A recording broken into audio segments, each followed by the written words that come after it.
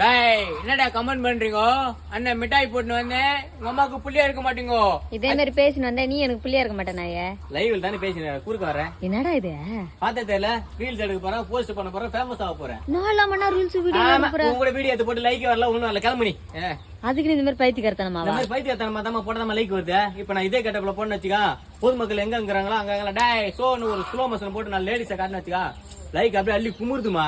அட கடவுளே, என்ன வரையறா? இந்த உலகத்துல எத்தனையோ பேர் என்னென்னவோ சாட்சி வீடியோ போட்டுனுக்குறாங்க, நீ நாடா இது மாதிரி பண்ணுகிற? ஒரு 2 கையில ஒரு ஹேண்டிகேப்ட் ஒருத்தவங்க லேடிஸ் ஒருத்தவங்க வில்லம் போட்டு ரெக்கார்ட் பண்ணாங்களா, அவங்க பேர் என்ன தெரியுமா உனக்கு? தெரியாது. அத கூட தமிழ்நாட்டுல இப்ப லேட்டஸ்டா மகளிருங்க கபடி கோட்ல அடிச்சு கோல்டு மெடல் வாங்கினாங்கல்ல, அந்த டீமோட பேரே தெரியுமா? தெரியாது. தெரியாம வந்து பேசுறேன் வச்சுப்ப. என்னடா? ஆமாமா, இங்க திறமைக்கும் திறமையானவர்களுக்கும் மரியாதையே இல்ல.